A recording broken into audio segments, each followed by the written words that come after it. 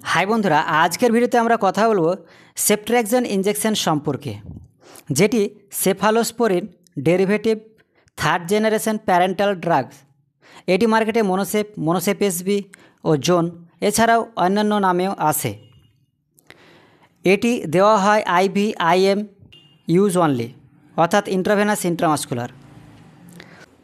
As a medical student और प्रैक्टिशनार हिसाबे ठीक है आमादेर এই কিছু কথা মনে রাখতে হবে সেফট্রিক্সন সম্পর্কে।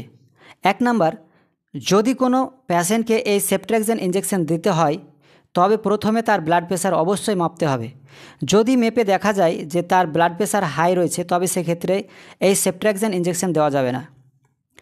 যদি আমরা জানতে পারি কোনো পেশেন্টের হার্ট রিলেটেড কোনো সমস্যা রয়েছে তবে সেক্ষেত্রে এই মেডিসিন বা ইনজেকশন দেওয়া যাবে না।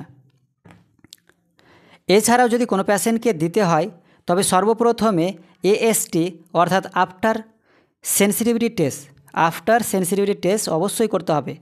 না হলে যদি কোনো পেশেন্টকে এই সেফট্রিক্সন ইনজেকশনে অ্যালার্জি থাকে তবে সেক্ষেত্রে দুর্ঘটনা ঘটতে পারে, এমনকি পেশেন্টের ডেথ হয়ে যেতে পারে। তো সুতরাং আমাদেরকে সে টেস্ট করে নিতে হবে, অ্যালার্জি টেস্ট আগে করে নিতে হবে। এবং এটি ইনজেক্ট করার সময় অত্যন্ত স্লোলি অর্থাৎ খুব স্লোলি পুশ করতে হবে।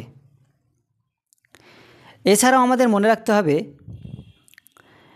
এই যে মোনোসেপ যে ড্রাই পাউডার ফর্মে আসে এবং তার সাথে 10 ml এর স্টেরাইল ওয়াটার আসে, ঠিক আছে, তার সাথে 10 ml স্টেরাইল ওয়াটার আসে। এটির মাধ্যমে তাকে গুলে ইনজেক্ট করতে হয় পেশেন্টকে, ঠিক আছে।